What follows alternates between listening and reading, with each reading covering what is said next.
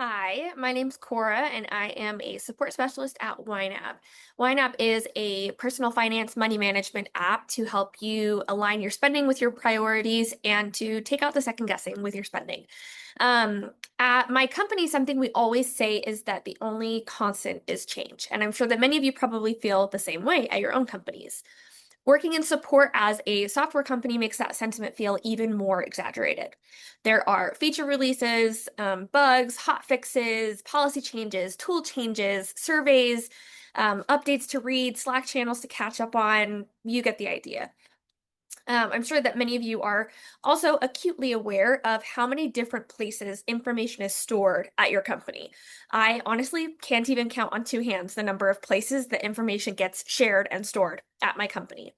So, today, my goal is to talk about why breakdowns in communication happen, how to find the best way to share that information with your team, and specific ways to implement these changes at your company. This will help you manage your team's information overload and ensure that your team has exactly the information they need, exactly when they need it. Your team will feel well informed and ready to tackle their jobs with confidence. So I asked this question in our support driven Slack. What are a few things that your team struggles with when it comes to communication? What communication challenges does your team face? So I got some really great responses. So here is one of them from Caitlin Nebeker. She said, yes, we've definitely seen gaps in internal communication at times, though I've also seen real improvement over time. One of the biggest challenges we faced was clarity around ownership and handoff points, especially when multiple people or departments were involved in a case. Without clearly defined responsibilities and communication standards, important context could get easily lost or delayed. We also recognize that communication about updates, whether policies, process, or bugs, needs a clearly owned cascade path. When any of those channels aren't used intentionally or consistently, things fall through the cracks fast and it starts to feel like wrangling cats. Another great answer is from Laurent Folio. One interesting challenge I've seen in a low governance, fast paced environment where managers from different groups owned their updates was that each individual stakeholder considered their update very important. This led to a constant stream of information with fire emojis, bolding, italics, red colored text from different groups that everyone was expected to review and absorb as soon as they were communicated. Lessons here were, for me, when everything is high priority or critical, nothing actually is. And information is often contextually critical, meaning the ideal system makes the information available only at the time it is needed to the person who needs it. These are some really great points and probably some struggles that you have also experienced in your own companies. It's incredibly frustrating to feel like you're behind. You want your team to feel well informed and have all of the information and updates they need to do their job well. At the same time, you don't want to overload them. Like Lawrence said, it's challenging when every update is marked as high priority or critical. So, let's talk about a framework you can use to determine how and where to post your updates. With every update, change, or piece of information that needs to go out to the team, you'll ask yourself these two questions. Who needs to know this information? Is it the whole team? Is it a certain subset of your employees? Is it a specific team? Just a few people? And how long will this information be relevant? Is it time sensitive? Is it temporary? Is it long term? Is it going to change? These two questions will help you determine which channel to use to get the information to the right people at the right time. Based on your answers to these two questions, your updates will fall into one of four different categories: alerts, updates, your internal knowledge base, or collaboration. So, for each of these categories, I'm going to give you some examples about what type of communication falls into that category and some implementation ideas to help you enact this in your own company. At the end, I'll also have a cheat sheet slide with each communication type and implementation ideas. But feel free to take screenshots, whatever you need on each slide following for more details. So, first up is alerts. Alerts are high impact, high urgency, and most of or all of your team needs to know about it. These are time sensitive updates. Think things like high impact bugs, significant releases, incidents like if your app is down or if one of the tools that you use in support is down, things like that. This is like everything is on fire and this needs to get out now. There are a few ways we implement this at my company. So first, we have a Slack channel for like the extremely time sensitive or high impact updates. It's aptly named support updates. You can call it here and now or support updates or any other descriptive name that you like. The expectation in this Slack channel is that your support team reads these updates as soon as possible.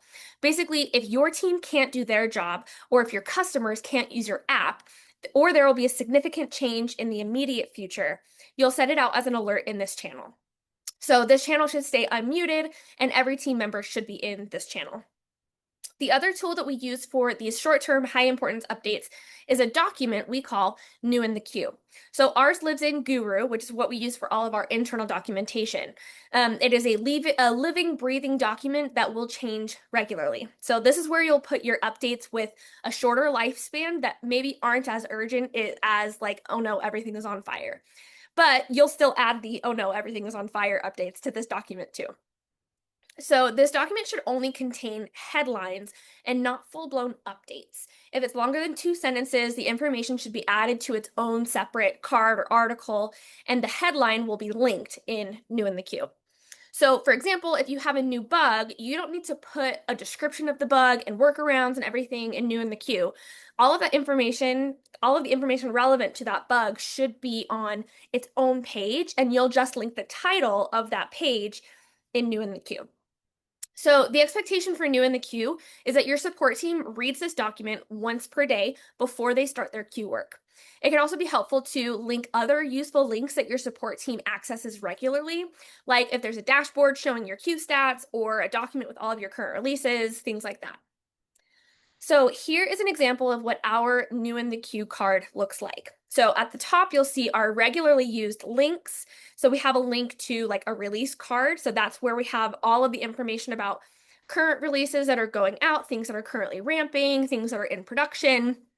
And then we have another link to a card that has our recent snippet changes. So we use Text Expander for all of our snippets. That's all of our language that we use in our replies to users. So if a commonly used snippet, if the abbreviation changes or if the content changes significantly, those updates will go on to this recent snippet changes card, and that is linked here in New in the Queue for easy access. So then here is what our headlines look like in New in the Queue. So you'll have the date that it was posted. We have an emoji key indicating like what type of update it is, so you can see at a glance how urgent it is. So little caterpillar for if it's a bug. We have like an exclamation point if it's an incident. If it's just like a nice to know, of note, little pencil. And then the headlines should be short and sweet, linking to an external document if there's more relevant information that doesn't fit on this card. And then also who to contact if you have questions about it. So the headlines should usually remain on New in the Queue for about a week or until the next weekly flyer, which is what we'll get to next. So now we're going to move into the less time sensitive, but still short-term and important updates. This category is a much wider umbrella, so a lot of your updates will probably fall under this category. Updates are things like new processes for handling specific types of conversations or tickets in your queue, updates from leadership, whether that's a video or like a written update, reminders and recaps of recent news, company news or support news, non-related queue updates, or sorry, non-queue related updates like, company or support team policies, friendly reminders, time off updates, things like that. Surveys or other, tasks, to-dos, reminders from New in the Queue as well. So the way that we implement this is with a weekly document that goes out, which is our support flyer. So this flyer will be longer than New in the Queue or other updates. This is where you'll have the space to give more context to any recent updates. So some flyers may be much shorter, some may be longer. It depends on the week, depends on what everything that's going on. But the length of this document can be super flexible. The expectation is that your support team reads this within about 1 working day of the flyer going out. It's okay if they can't get to it right away because all of the really time-sensitive stuff is either in support updates or New in the Queue. When the weekly flyer goes out, You'll also include any still relevant headlines from New in the Queue and then clear them off of the New in the Queue page. So New in the Queue should stay current. It should be, only the most relevant and current things should be on there. So as soon as it's been, a couple of days or a week, when the next flyer goes out, you'll clear off those older headlines from New in the Queue and put them onto the flyer so they're still somewhere. So if it's still semi-relevant, or if you want to have a record of what happened, that goes into your support flyer. So your weekly flyer can also be a great tool to use for employees who are coming back from vacation, extended leave, parental leave, or sabbatical, things like that.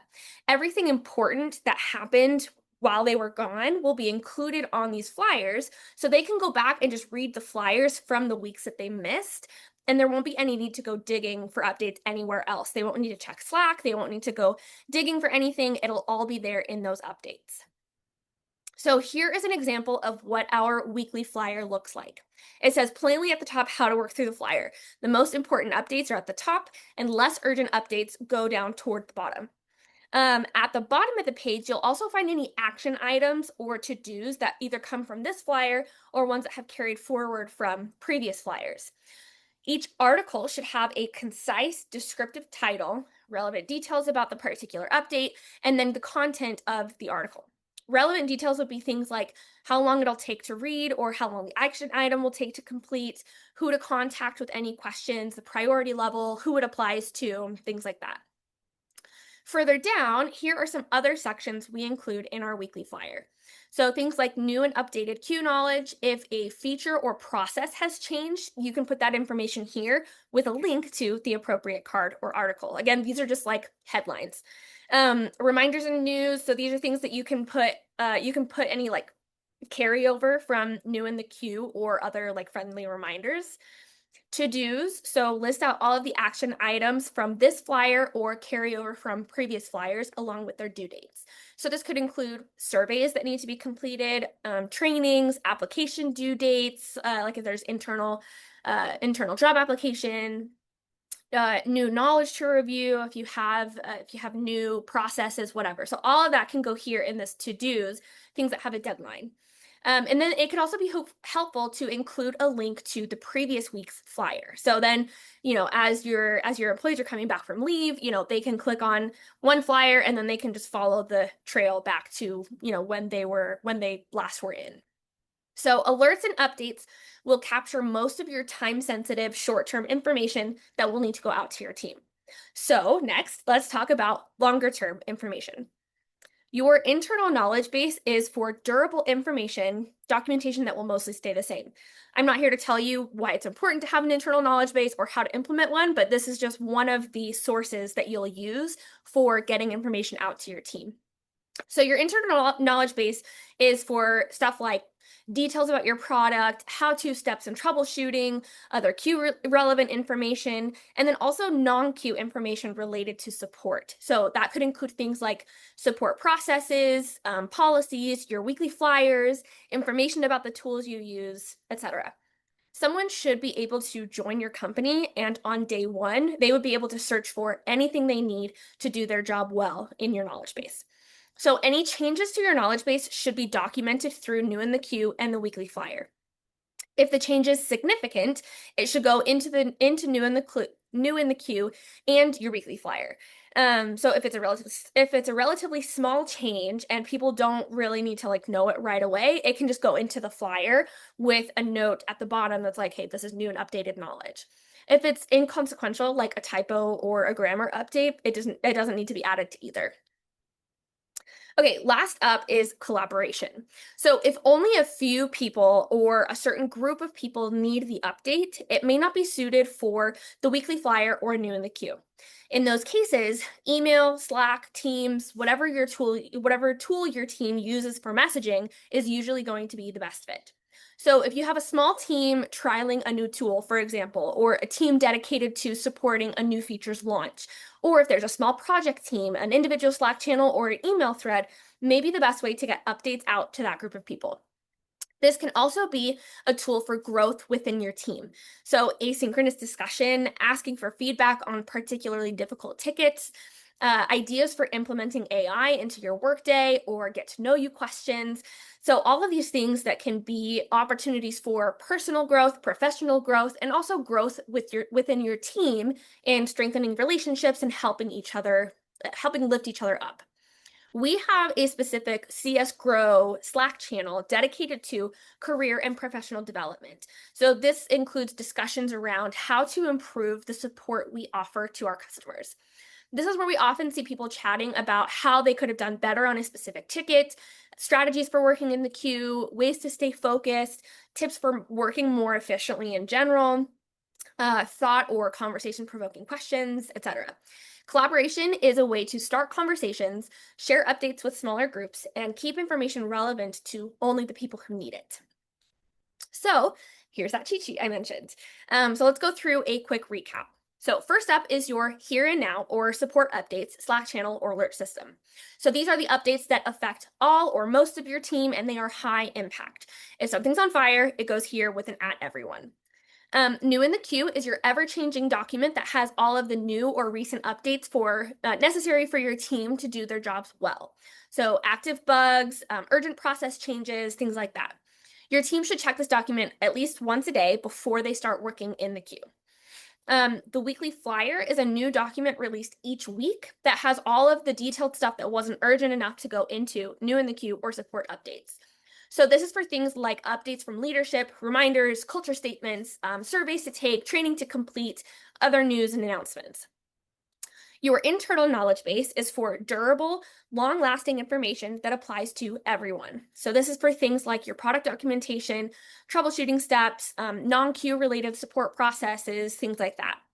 You should also keep your past weekly flyers from the last few months in your knowledge base for reference as a tool for people coming back from extended leave. Collaboration is for discussions or updates that only applies to some teammates. It can also be used for the whole team to collaborate on things asynchronously, like an ACS Grow channel. And then, because I didn't have a sixth thing but needed to fill in the sixth box, to help your team get accustomed to your new and improved communication strategy, I recommend sending out daily reminders to check new in the queue until the habit is established. So it may seem redundant or annoying at first to be sending that out every single day, but it will help your team get into that habit, knowing that they log on, they check in Slack or whatever, and they read new in the queue. So, as you're setting up this framework in your team, I also recommend clearly defining who is responsible for publishing your weekly flyer and keeping new in the queue updated. So, in general, anyone who has an update should be able to post it, but you'll want to have a DRI for keeping new in the queue tidy. So, like clearing out old headlines when they're no longer relevant and moving them to the weekly flyer, having someone there to format, edit, and publish the weekly flyer. So, here are just a few more tips for helping you implement this communication strategy with your support team. Number one, start small and iterate. Start with just one of these new documents or methods and introduce it to your team, and then add in other steps as it makes sense. So, like the support updates Slack channel is a really easy one to implement to begin with because not very many things are going to go into this Slack channel. Um, Number two is get buy in from your support leadership. So maybe you'll be the DRI or you have someone in mind that could be, but this is going to be a group effort. Like Lauren mentioned in their comment in Slack, a common pitfall is that every leader thinks that their update is the most important, and that leads to a barrage of bold and exclamation points and red and fire emojis. And that can leave your team confused about what to read first or what's even relevant to them. So, with buy in from all of your support leaders who will be giving updates, you can make sure everyone is putting those updates into the category or document where it belongs. So, if someone uses the wrong channel for their update, gently let them know where it may be better suited for next time. And lastly, be consistent. Make your plan and stick to it. Keep new in the queue updated. Don't fall back on Slack or memos or whatever previous strategy wasn't working well for you.